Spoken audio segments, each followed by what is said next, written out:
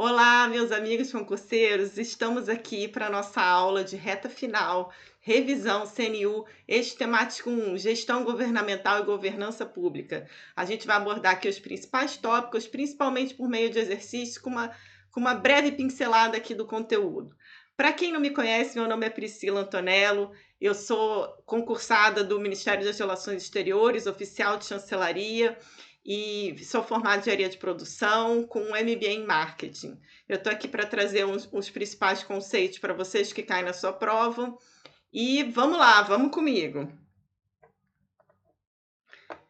Então,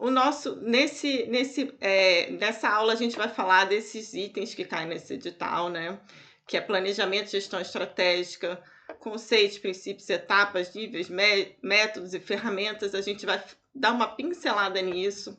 Ciclo PDCA, diagnóstico organizacional através das ferramentas, definição de programas e projetos, estabelecimento de objetivos, metas e indicadores organizacionais, métodos de desdobramento de objetivos e metas e elaboração de planos de ação e mapas estratégicos, implementação de estratégias, metodologias de avaliação de desempenho, indicadores de desempenho, etc. Então, eu vou começar aqui só com uma pincelada de planejamento e planejamento estratégico, e em seguida a gente já vai direto para as questões, e aí a gente entra nos conceitos por trás das questões. Então, vamos lá.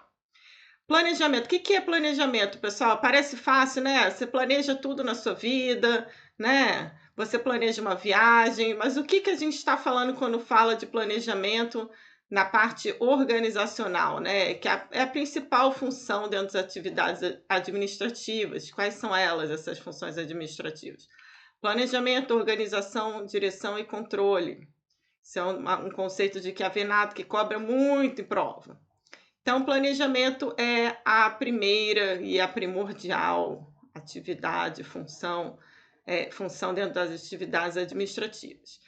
E aí ela proporciona um centro de direção, né, ajudando os indivíduos, as organizações a focarem nos seus objetivos. Né? E ela promove um uso eficiente de recursos, porque dessa forma você reduz desperdício, aumenta a probabilidade de alcançar os resultados, né? Aumenta a previsibilidade também, porque você antecipa o que pode vir de problema, o que pode surgir de oportunidade, e aí você prepara uma resposta adequada para esse problema, essa oportunidade. O planejamento estratégico, ele já é o processo de formulação, implementação e acompanhamento de decisões organizacionais. Veja, a gente está falando de formulação, implementação e acompanhamento. O foco é maior nessa parte da formulação, né, do planejamento em si, como o nome diz. E possibilita a empresa também, a organização, atingir seus objetivos de longo prazo, né? Envolve uma análise do ambiente interno e externo, definição de metas, objetivos, elaboração de estratégias para alcançar esses objetivos de forma eficaz, com alocação de recursos de forma eficaz. É um processo contínuo e dinâmico, ele não é estático, não é fez o planejamento, ele está lá, não vai ser revisado nunca, jamais. Não, ele é contínuo, ele é revisado e retroalimentado. E ele ajuda as organizações a se adaptarem às mudanças de mercado e permanecerem competitivas ao longo do tempo, né? Bom, vamos à primeira questão. Então, vamos a Sage Gran Rio, Contador Júnior. O planejamento é considerado uma ferramenta que permite estabelecer hoje objetivos a serem alcançados depois.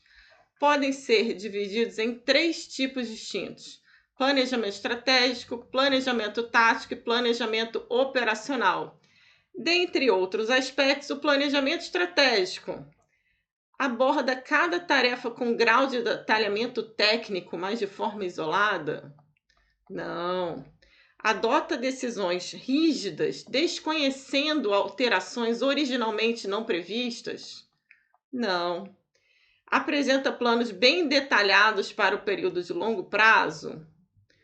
Esse bem detalhados aqui que pega, né? É de competência da alta administração ao definir objetivos e ações requeridas? Opa! Essa daqui não tem nada errado. Então, já marcaria essa daqui. Tem curta dimensão temporal, visando os objetivos num menor espaço de tempo. Também não é uma curta dimensão temporal. Então, vamos aos erros de cada uma, né? Aborda cada tarefa com grau de detalhamento técnico, mas de forma isolada. Não é nem detalhada tecnicamente, nem isolada. Adota decisões rígidas. Não é decisões rígidas. Ele é um processo dinâmico. Desconhecendo alterações originalmente não previstas? Não. Apresenta os planos bem detalhados para o período de longo prazo. Então, o erro está aqui no bem detalhados, né? Não é bem detalhados, mas é para o período de longo prazo. Certo, pessoal? Então, o nosso gabarito aqui, letra D. Mais uma questão. As organizações estabelecem diversos tipos de plano, dentre eles o plano do tipo tático, que são estabelecidos pelos gestores do alto escalão. Não, alto escalão a gente é o planejamento estratégico. São desenvolvidos para implementar partes específicas de um planejamento estratégico? Opa, perfeito, é isso mesmo. Tem enfoque no curto prazo e escopo limitado? Não é curto, é médio prazo. Tem horizonte de tempo amplo e diz respeito a ações de negócio? Não. Esse seria o planejamento estratégico. Envolve um grupo bastante pequeno de atividades? Tampouco, não é pequeno. Nosso gabarito, então, letra B. Certo, pessoal? Então, vamos ao conceito por trás disso, só para relembrar, a gente já tratou isso. Níveis de planejamento, a gente tem os 3 níveis: estratégico, tático e operacional. O estratégico é aquele que é ditado pela alta administração, alta cúpula, alta gestão. Tático é ditado pelos gerentes e o operacional pelos supervisores.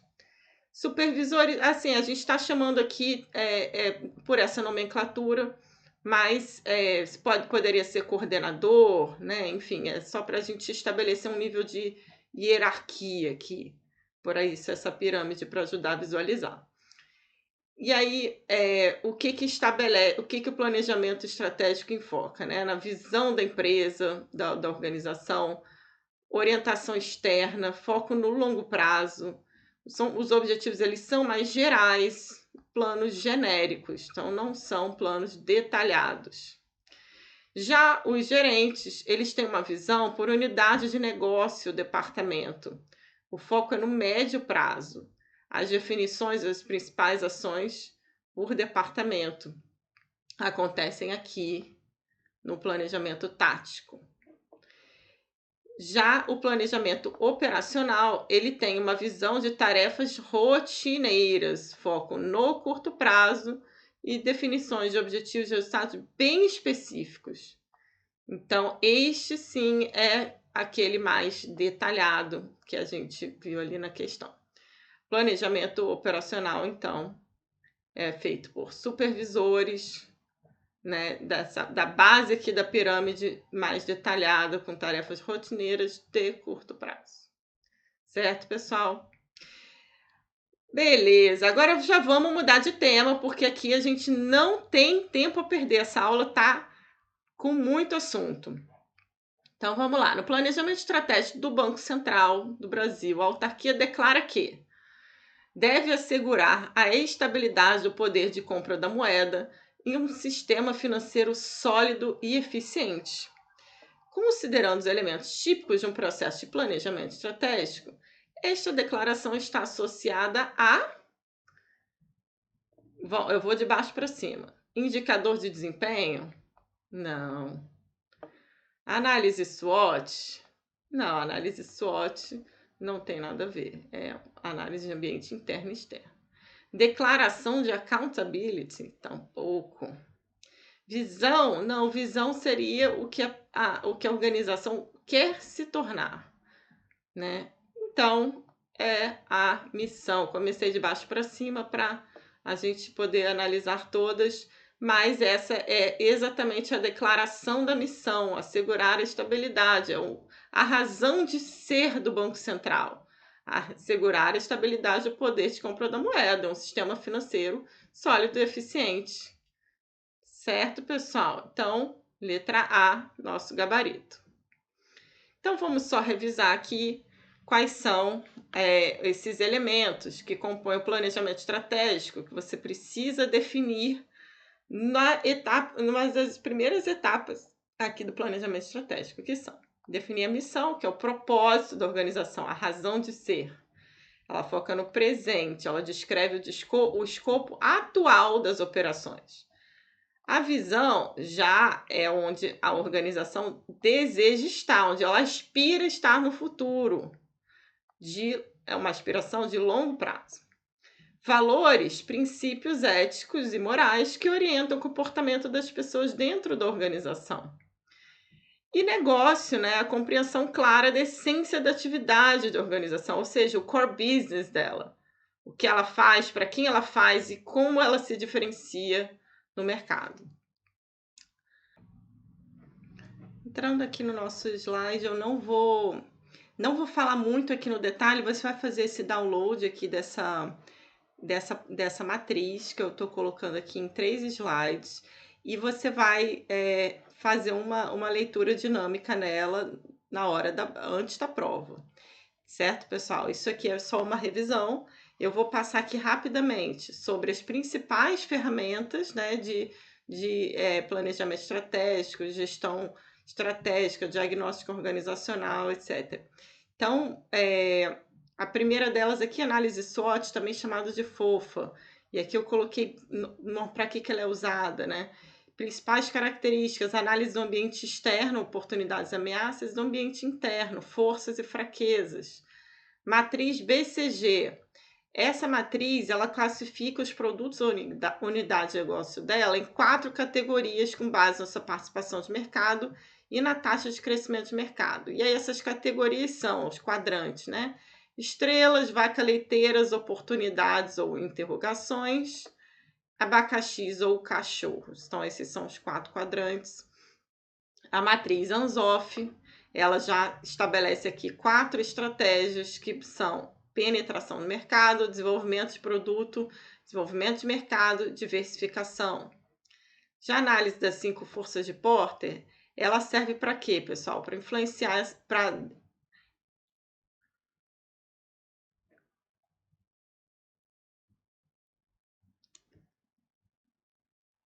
Já a análise de 5 forças de Porter, ela basicamente destaca essas 5 forças que influenciam essa dinâmica do setor e ajuda as empresas a identificar essas oportunidades ou ameaças dentro desse ambiente. Aí essas forças são ameaça de produtos substitutos, ameaça de novos concorrentes, poder de negociação dos clientes, poder de negociação dos fornecedores, rivalidade entre concorrentes.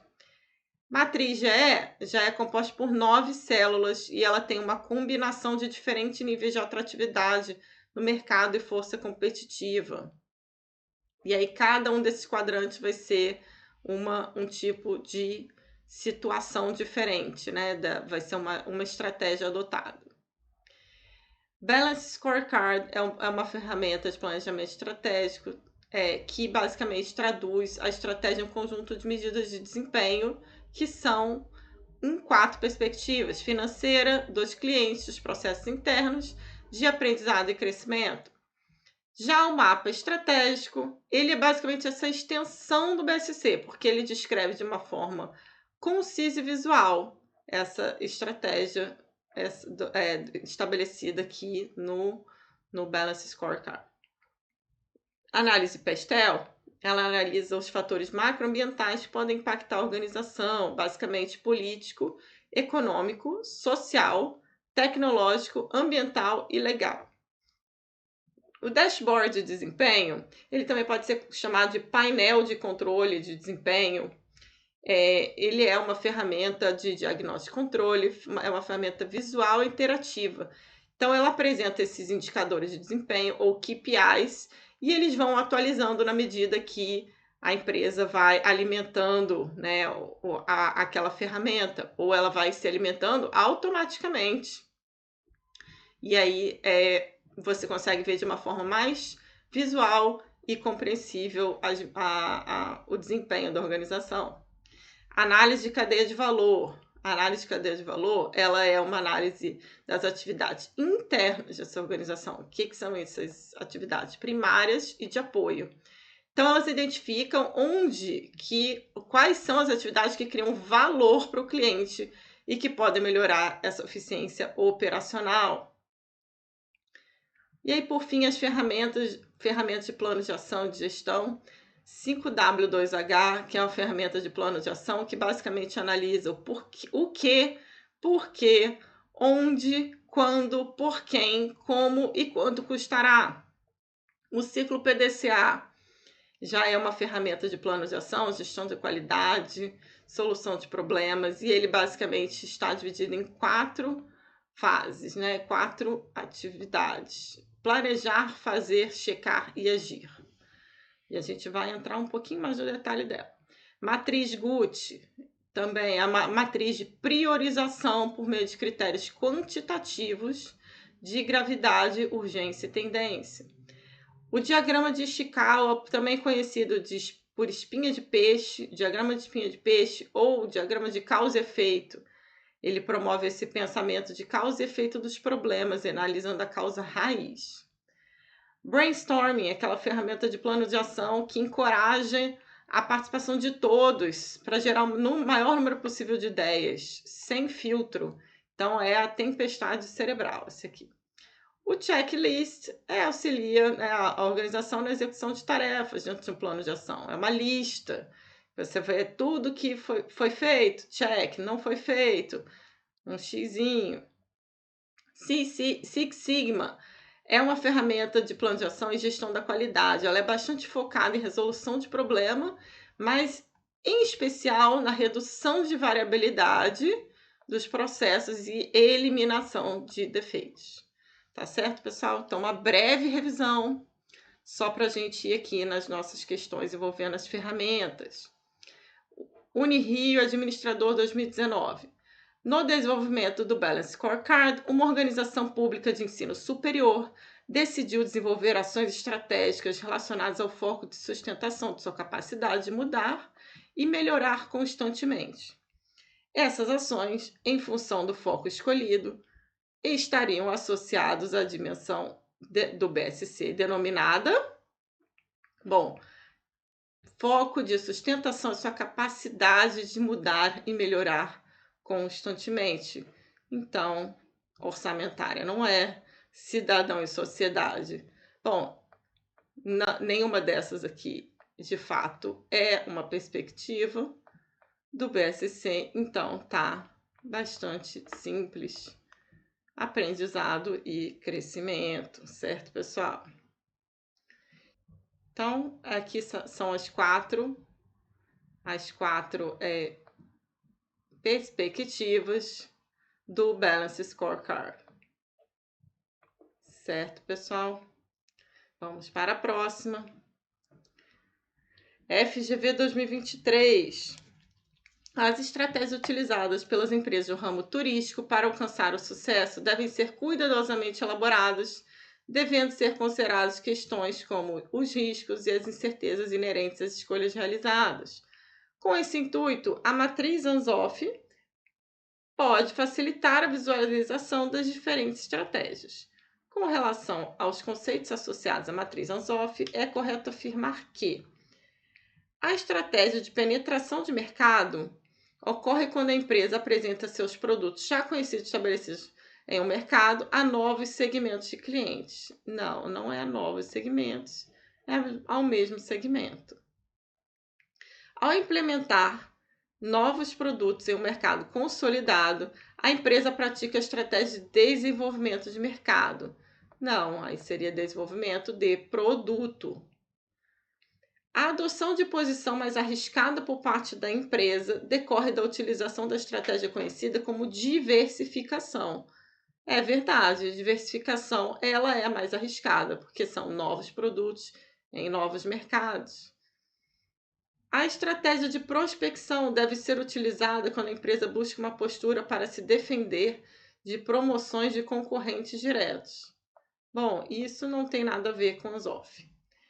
O desenvolvimento de produto é uma estratégia em que a empresa elabora produto inovador para lançar em mercado igualmente novo. Não, então não é mercado igualmente novo. É o mesmo mercado. Então, o nosso gabarito, letra C. Certo, pessoal? Então, vamos à matriz Anzoff, só para relembrar. É uma matriz que, nesse eixo, tem produtos, neste eixo vertical, mercados. Então, são só 4 quadrantes. É muito fácil, não dá para errar. Se são mercados tradicionais, produtos tradicionais, é penetração de mercado. Se são novos produtos e produtos tradicionais em novos mercados, desenvolvimento de mercado. Se são mercados tradicionais e produtos novos, desenvolvimento de produto, como o próprio nome diz, pessoal, não dá para confundir. E se os dois são novos, diversificação. Próxima questão. Estamos correndo aqui, pessoal. Sebrasp. Julgue o próximo item relativo ao ciclo PDCA, ao planejamento estratégico e estratégia organizacional. No ciclo PDCA, é necessário padronizar todas as ações que tenham proporcionado benefícios concretos, comprovados na etapa de verificação, para que o trabalho realizado não seja esquecido ou perdido futuramente. Opa, certíssimo, né? Se deu certo, você precisa padronizar. Perfeito. Agora vamos numa questão aqui um pouquinho maior, mas ela tem todos os itens aqui do PDCA, então dá para fixar legal o conceito. Então, certa empresa tem enfrentado um problema recorrente de atraso na entrega de produtos, o que tem gerado insatisfação dos clientes e impactos financeiros negativos. Sabe-se que a equipe de gerenciamento quer abordar e resolver o problema e aplica o princípio do PDCA para facilitar e fornecer agilidade aos processos das atividades organizacionais, sendo que o ciclo envolve planejamento, execução, verificação e ação. Então, aqui a questão pede para relacionar as atividades a cada etapa do ciclo PDCA. Então, vamos lá. A equipe identifica que as causas dos atrasos nas entregas não são a falta de priorização de tarefas, estimativas de prazo irrealistas, elabora um plano de ação definindo que após 2 semanas os atrasos deverão cair 10%. E esse daqui é planejamento, certo? De acordo com o plano, são implementadas ações de introduzir reuniões semanais para definição de critérios claros de priorização de tarefas, estimativas de prazo de entrega com base em dados históricos. Essa é realmente fazer, execução. De acordo com resultados obtidos na melhoria da pontualidade das entregas, a empresa deve consolidar ações e práticas implementadas. Opa, essa daqui é o nosso ACT. Os resultados da implementação das ações após o período de 2 semanas são analisados e comparados com o histórico de atrasos anteriores, percebendo que houve uma redução de 8%. Opa, essa daqui, então, é a nossa número 3. Agora vamos ao que aqui apresenta essa sequência. 1, 2, 4, 3. 1, 2, 4, 3. Letra A é o nosso gabarito. Perfeito, pessoal? Então, aqui o nosso ciclo PDCA, para que a gente não confunda planejamento, execução, check, que significa analisar se o que foi executado foi de acordo com o planejado, foi de acordo com o que se esperava de resultado. E aí, a análise que é feita deu certo, padroniza o processo, compartilha o aprendizado. Não deu certo, reflita o que pode ser mudado, girando o PDCA. Então, por isso ele é um ciclo. Se não funcionou, volta para o planejamento. Vamos planejar uma nova solução para esse problema. Certo, pessoal? Vamos lá a uma questão agora de Balance Scorecard. Considere que uma empresa municipal tenha decidido utilizar, para apoiar seu planejamento estratégico e avaliar seus resultados, o Balance Scorecard. Durante a aplicação de tal metodologia, foram utilizados mapas estratégicos, cuja função principal consiste em, vou de baixo para cima, mapear os processos de trabalho que fazem parte da cadeia de valor da organização? Não, isso estaria... É outra análise, que é a análise da cadeia de valor. Mapear os desafios e oportunidades existentes no ambiente em que se insere a organização? Também não. Identificar as forças e fraquezas da organização com análise de cenários internos? Tampouco. Identificar a lacuna existente entre os insumos necessários e aqueles disponíveis na organização? Não. Visualizar as estratégias identificando as relações de causa e efeito entre as perspectivas? Opa, perfeito. É isso mesmo. Esse é o nosso gabarito. E a gente vai ver aqui um exemplo visual de como poderia ser um mapa estratégico. Então, aqui as 4 perspectivas e como elas estão relacionadas entre si. Então, um objetivo aqui de aprimorar a gestão da informação, ele está relacionado a melhorar a qualidade de produção, que também está relacionado a ser a melhor solução de mercado do ponto de vista aqui do cliente, que está relacionado a gerar valor para o acionista. Então, por aí vai. Então, aqui a gente tem alguns exemplos de indicadores, né, de desempenho financeiros, aqui de clientes, aqui de processos internos, aqui de aprendizado e crescimento. Então, toda vez que a gente falar de melhorar a qualidade, melhorar os processos, melhorar as operações, a gente está falando de processos internos. Toda vez que a gente estiver falando de clientes, de ser o melhor, melhorar alguma coisa para os clientes, né? Com foco nos clientes, é essa perspectiva. Aprendizado e crescimento é mais a questão de reter talentos, de desenvolvimento humano, né? Aprimorar a gestão da informação. Então, vamos lá a uma questão, mais uma questão agora sobre análise da cadeia de valor. Petrobras, analista de sistemas júnior. Considere a análise de cadeia de valor de uma empresa conforme o modelo de Porter e as possibilidades de aplicação de sistemas de informação nos seus diversos processos empresariais básicos, tanto de apoio quanto primários. Considere ainda os 3 exemplos seguintes de sistemas de informação: otimização de sistema de entrega para distribuidores, serviços de pós-venda, análise inteligente de currículo em processo de treinamento pessoal. Então, vamos lá. Ele quer saber se essas atividades são primárias, de apoio ou secundárias. Então, primeiro, otimização de sistema de entrega para distribuidores. Primária. Serviços de pós-venda. Primária. Análise de inteligente de currículo. Essa, sim, já é de apoio. Qual que tem essa sequência? Primário, primário de apoio, letra C. Este é nosso gabarito. E agora vamos ver rapidamente aqui, revisar o que é essa análise de cadeia de valor. Então, essa é a parte visual dela. Aqui, nessa linha aqui horizontal, estão as atividades primárias dela. Logística de entrada, operações, logística de saída, marketing e venda, serviços. Isso, atividades primárias, é o que realmente gera valor aqui diretamente para o cliente. E as atividades que apoiam essas atividades primárias são infraestrutura, gestão de recursos humanos, desenvolvimento tecnológico, aquisição e compras. Certo, pessoal? Então, é isso. Vamos lá, mais uma questão. Com relação à gestão da qualidade, ao modelo de excelência gerencial, aos principais teóricos e as suas contribuições para a gestão da qualidade, ao ciclo PDCA, ferramentas de gestão da qualidade, um dos itens a seguir.